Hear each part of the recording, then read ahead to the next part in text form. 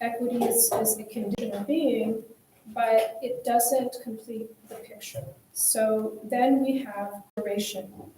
And I love the extension of this because we are sitting here with these 4 different frames of the picture and this fence is there.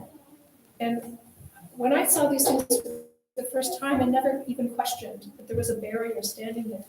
I just accepted it. Liberation is taking a look at the environment and recognizing how the structures set people up to experience inequity, inequality. So how do we deal with equity and equality in Korea?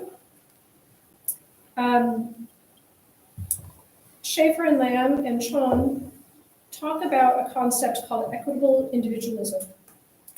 And in equitable individualism, this is more akin to a notion of equality. It is scalable, actionable equity processes. So there are aspects, there are pieces of equity, and they are contextualized locally. So if you think about policies that are based in equality, they can deliver results that are equitable, but sometimes those conditions in a policy of equality doesn't, and so they're not necessarily also contiguous with equity. The equitable individualism focuses on units, locations in social spaces, and conditions, and it has to be held together by systems. Differentiated response is something that I think we do in a classroom often. We take a look at what a child or a young learner needs, what is their situation outside of the classroom, and we respond to their specific and individual needs. So equitable individualism and differentiated response both deal with discrete situations of equity or inequity.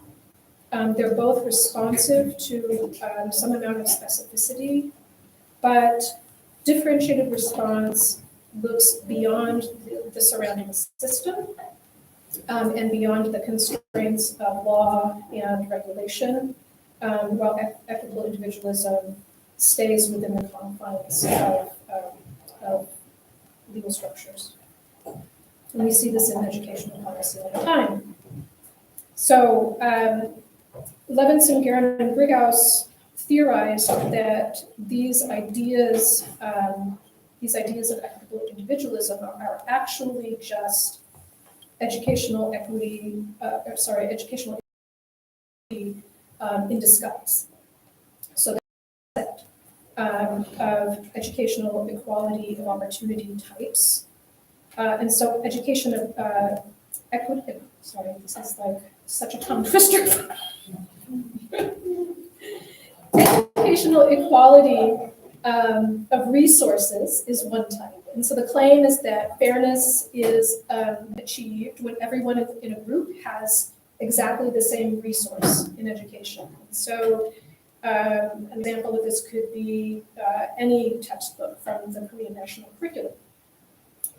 The reality is that sameness assumes that culturally and linguistically diverse learners actually have a capacity or the individual resources to confer equity or equality from access of the resource. This also is a situation where educational resources as a condition of sameness ignores underlying aspects that learners have, so that create barriers to access of the materials. So if you have a multicultural learner who is coming to class and they receive the same textbook as the person next to them, but their Korean proficiency level is very, very low, and they are not able to go to Hagwon, they haven't up to that point perhaps even received access to Korean language learning inside of their public school, they are not able to access the curriculum in the same way as the Korean student. Education outcomes across populations claims that equal distribution of outcomes across groups sets a standard for improvement or achievement into a condition of equality. So if you imagine you have some group of students and you say, okay, well, we want a goal of 15% of these students to have, a certain level of literacy of being able to read. It's also probably true that there are other learners who would still benefit, who may not achieve literacy at the same level, who are within that group, but not part of some static percentage that's been set arbitrarily for achievement at a certain level. I think the example that I've heard is if you set a standard of 15% literacy for one group, don't you think someone in the 85% remaining wants also to be literate and also has the capacity to be literate? So this standard ignores within group differences, and it ignores that a standard is the same thing as equality. Education outcomes for learners claims that sameness for all learners ensures educational equality. And the reality is that sameness in outcomes for learners traps them into uniform achievements and forces students to invest themselves in studies that may not fit their natural talents and abilities and may not take into consideration different burdens and barriers to education that they experience. And an example of this is Sunung. So in the years preceding the Sunung exam, high school students now must choose extracurricular activities, and they spend millions and millions of won. They spend so much money, and they dedicate so many hours to studying topics that have no relevance to their lives. And yet, because they are featured, and there's an expectation for achievement in these very specific topic areas, they study. There's an unintentional another unintentional consequence of this claim, and that is that people who experience barriers to entry to accessing Hagwon education, they can't participate in the accumulation of social capital, and they can't achieve at the same level as their peers, and so there is then there's an otherizing experience where students who somehow don't make it, those students who have to take Sunung 3 times or 4 times in those topic areas, they become cultural and social pariah and are not able to maintain social connection within their groups. These other two are they're sort of so obviously ridiculous to me. The growth and development, educational equality in growth and development for learners assumes that every child grows and develops in the same way and hits benchmarks at the same time, at the same age, and in the same way. And of course, this is nonsense. And yet we still see a lot of expectation in early childhood education around making sure that a child has a certain level of English language proficiency when English is finally introduced to them in the year 3 in the Korean national curriculum. So they must arrive almost fully formed as English speakers before many of the other participants in public education have had the same opportunity. So this is really quite a ridiculous thing. Education experiences for learners also is an interesting notion of educational equality. The Constitution, Article 31, states all citizens shall have an equal right to receive an education corresponding to their abilities. Well, that sounds great. That sounds awesome.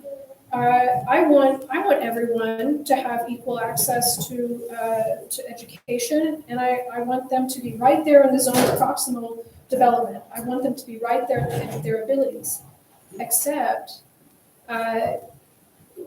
Korea is a multicultural country now, and many people attend Korean public schools who are not citizens and who do not have this guaranteed right to access.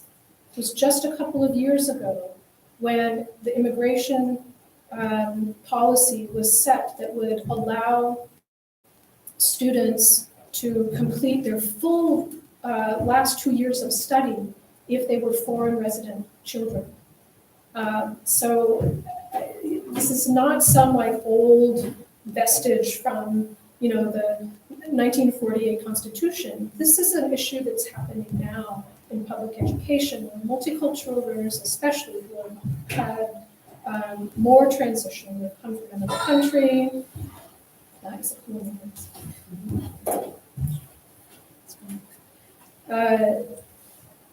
They have gone through a lot to make it into Korean public schools, only to sort of have the rug pulled out from under them in those last couple of years. So being able to have a protected immigration status in those years is really important for those learners. Multicultural learners have the highest percentage rate of dropout students, especially in the late grades.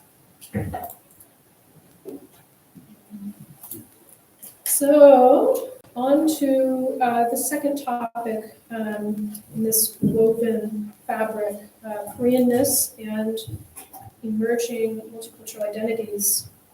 So Stuart Hall is a wonderful person whose writings I don't have enough time to read. They're just so rich. Stuart Hall talks about cultural identity and provides a framework for understanding the nature of individual identity with respect to culture.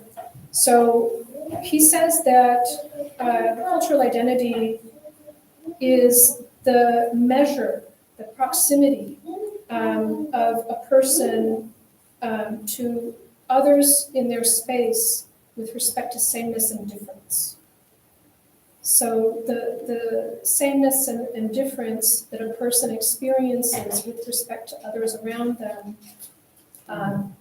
defines what it means to belong culturally and defines your positionality in the space around you. I think that's seems like a pretty straightforward idea. This proximity then forms a sense of identity that emanates from association. Association doesn't have to be association with people around you physically. It can be people who are remote from you. So if you are a member of a cultural diaspora,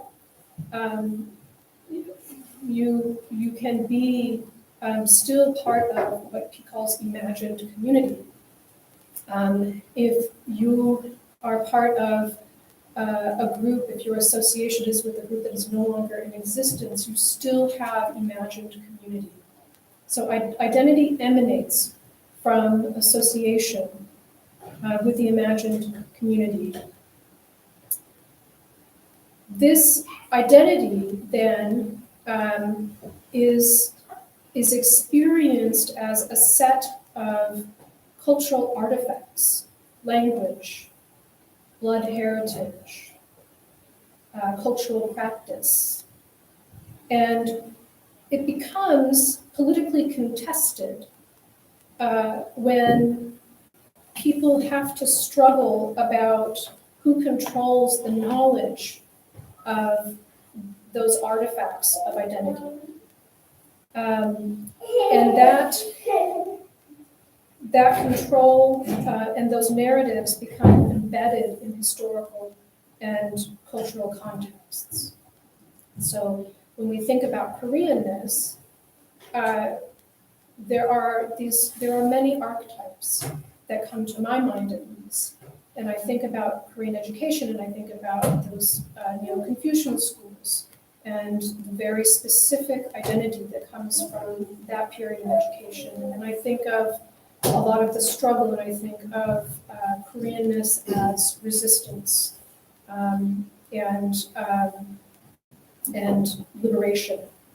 So these become embedded, these aspects of identity become embedded in culture and history around us and becomes embedded in a way that is recursive and complexly growing and changing. So education is the heart of the Korean imagined community. So it is a common thread that has served as a crucible for identity and Koreanness. So in Joseon era Neo-Confucian schools, we have blood, language, and culture. We have a collective understanding of hierarchy, in which education and the ability to have knowledge, to just possess knowledge, was tied to your station in life, your economic station, and your heritage, your blood heritage. I don't know if people know, so Jongin are people who are offspring of Yangbang class and people of lower class.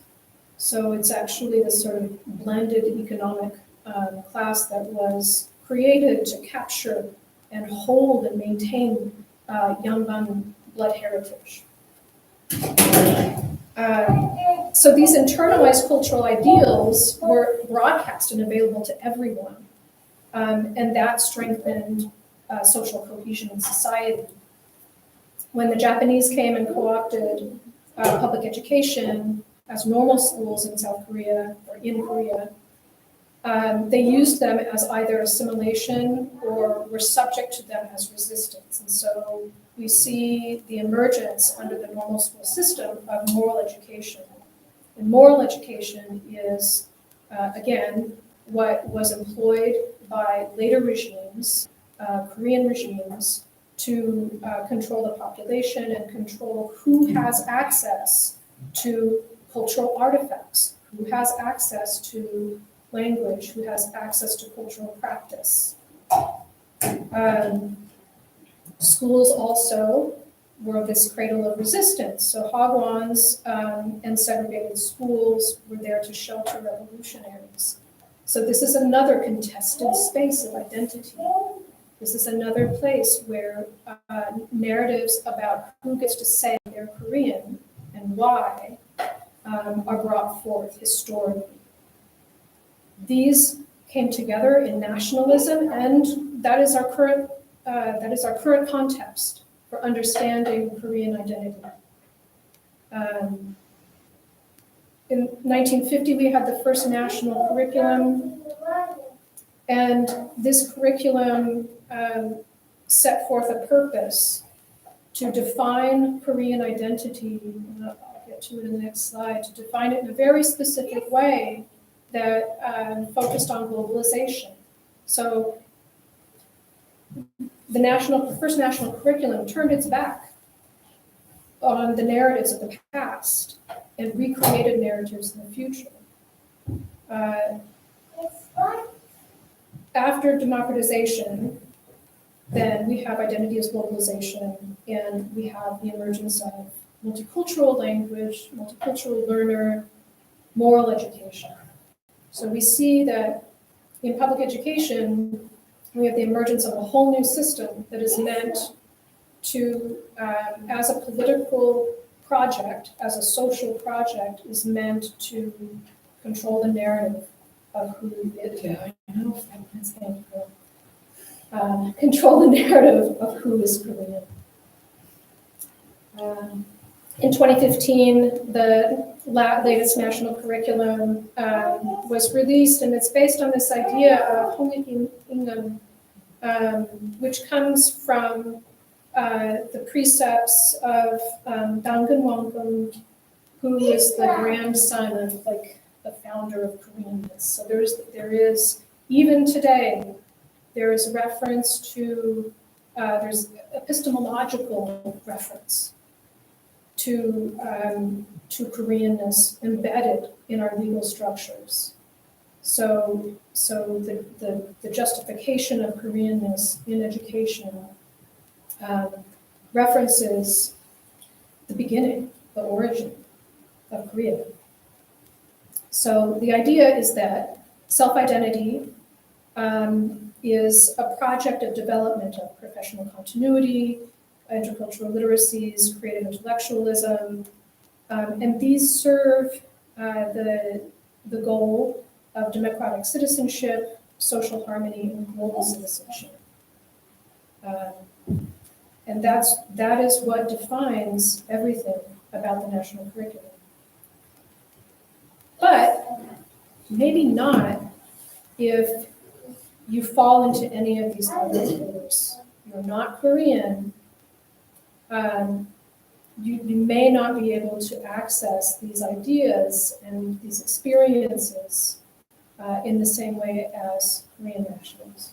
So this map of the triracial system in Korea this is a really hard one for me just personally, this is a hard image for me to look at. But this outlines the hierarchy that has developed as a product of the shift from homogenous Korean culture and society, language, blood, culture, toward globalization. So what happened in Korea is that globalization, which built an amazing nation and swept away all of the rubble and all of the destruction that this country went through, came to multiculturalism with tools of colonizers and seeks to categorize in an administrative way anyone who is not Korean. And so this, I always want to argue with this list, and I think it's right, unfortunately. So what is available in the national curriculum can be fully realized if you are Korean. But as you identify with groups down toward the bottom of this list, your ability to realize the promise of the national curriculum quickly evaporates. So how many minutes do I have? All right. So my question is, what are multicultural learners experiencing in the classrooms? If all of these factors have brought us here today to a tripartite system, this three-armed system of public education, where do multicultural learners fit in, and what happens to them in the moment of learning? So Koreanness is a hegemonic ratio national norm that constructs the multicultural learner as the other. So everything about curriculum is about being Korean. And so if you walk into the door and you're not Korean, what is that like for you? What does that mean for you in accessing content? What does that mean for you as being within group or being able to access association? We know that equality is insufficient in a social democracy.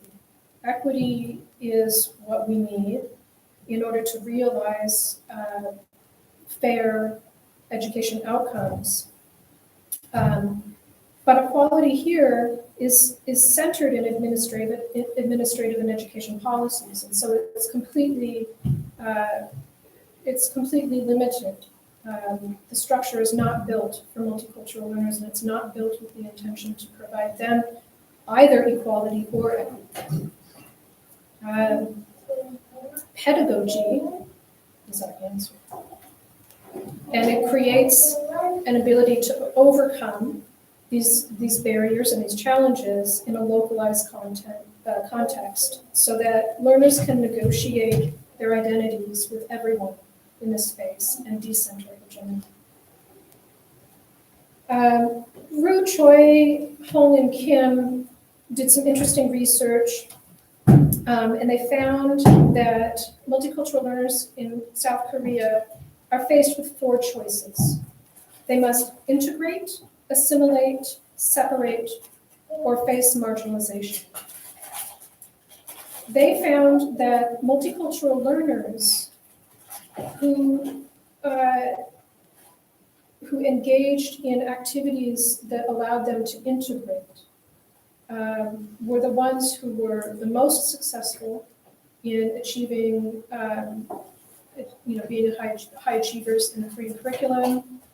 They had fewer instances of depression. They had less bullying.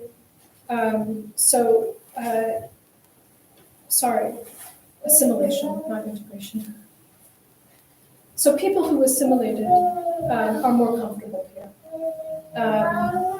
People who integrate fare all right, but they still face otherness, they're still otherized, and those who separate themselves, who end up not going to school, they drop out,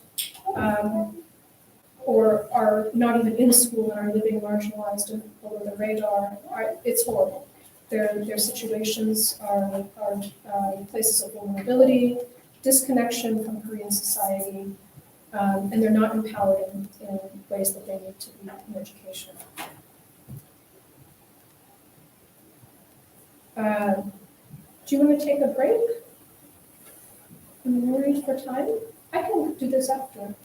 Okay. So perhaps we could have a short break of 5 to 10 minutes, and then we have some practical part where we can discuss the presentation. Yeah, I can just do the pedagogy right after. And we can just After the break? Yeah, sure. So let's have a 10 minutes break.